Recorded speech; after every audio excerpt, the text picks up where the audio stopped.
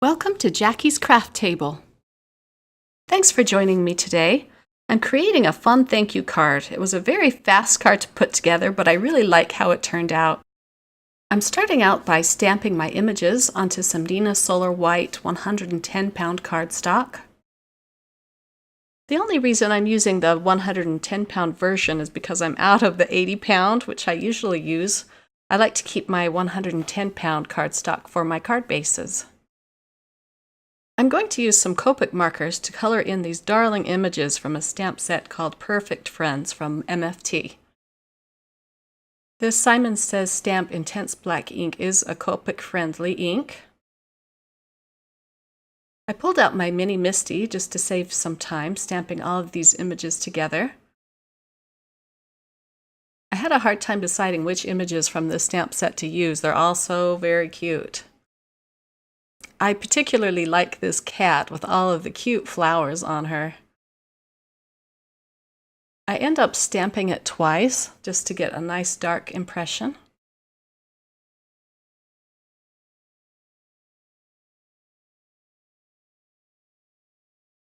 And now I'm going to stamp the bird so that it looks like it's inside this little cage.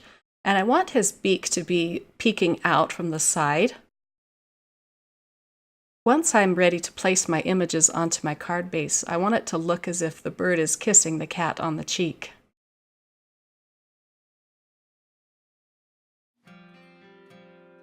I'm coloring in the cat's fur with some cool gray markers.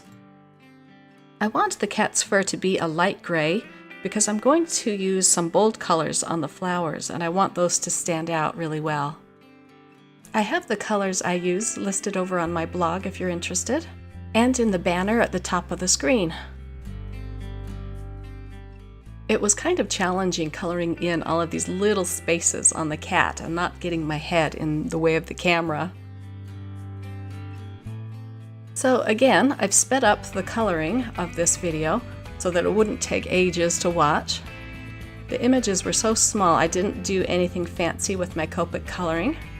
I simply had a lot of fun just sitting down, pulling out my Copic markers and coloring in these little images.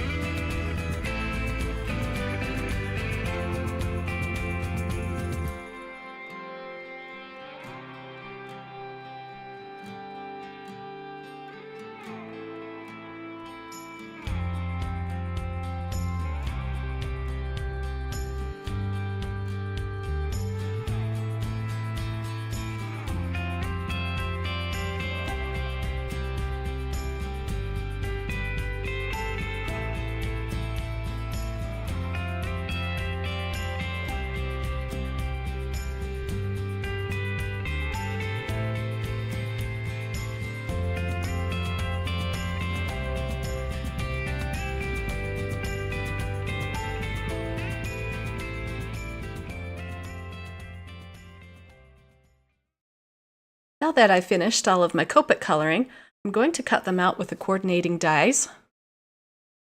They do leave a white border around the edges of these. So when I place the coordinating die over the birdcage, I'm trying to shift it over to the left so that I don't cut off the bird's beak that's sticking through the bars of the cage. I love using this micropore tape. It's a very low-tack tape, so it doesn't rip your images when you pull it off the paper.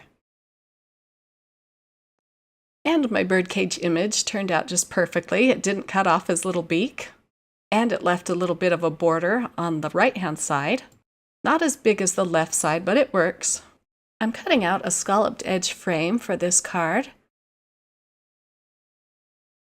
It's going to be a side-folding card measuring 5.5 by 4.25, and the frame is going to be quite a bit smaller than that. I'm stamping the sentiment that came with the set right onto the card base. It says, "You're such a tweetheart," and I thought this would just be perfect for a thank you card. This paper I'm using for my card base is some Strathmore Bristol Smooth paper. I wanted to use this because I'm going to do some distress ink blending on top of it. The ink blends a lot easier onto this Strathmore paper than it does the Neenah Solar White cardstock. I'm just holding my frame onto the paper, kind of using it as a guide because I don't want the ink to go beyond the frame. The ink I'm blending onto this paper is called Wilted Violet, and I think it's one of my favorite colors of the distress inks. It's such a beautiful shade of purple. Because it's distress ink, of course I have to pull out my distress sprayer and spray some droplets onto it. This is always such a fun thing to do. I should have protected the left side of my paper a little bit more, but I wasn't thinking, so I'm just wiping that off. Once I dab off the water with my paper towel, it leaves behind this wonderful distressed look. So I was trying to decide what color to do my frame. I didn't want to leave it white because it kind of got lost in the whiteness of the card panel. I pulled out my color wheel and was reminded that yellow is a complementary color to purple. I'm using the same yellow Copic marker that I used on the cat, and I'm using that to color in the frame so that the colors match perfectly. I'm gluing that flat onto my card panel with some multimedia matte glue, and the cat I'm going to pop up with some foam tape. This will add some fun dimension to the card.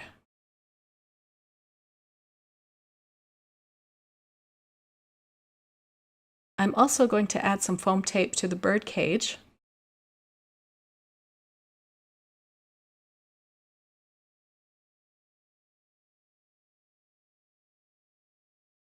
And I'm just trying to place that so it looks like the bird is kissing the cat.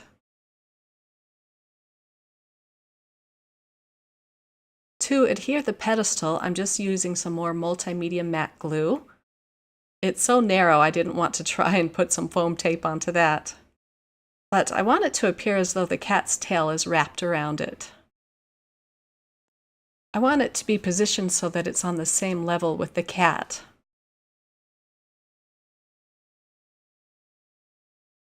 I'm using the larger of the two hearts that came in this set, and I'm just going to use some more multimedia matte glue to adhere that between the bird and the cat. It's such a small heart, I had to pull out my tweezers to do that.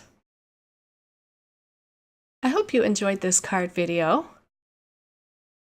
Please like, subscribe, and share this video on your favorite social media. Now I've got to go get this out in the mail. I'm sending this off to one of my darling nieces. I hope you all have a fabulous week and get a chance to sit down and create some cards of your own. Bye!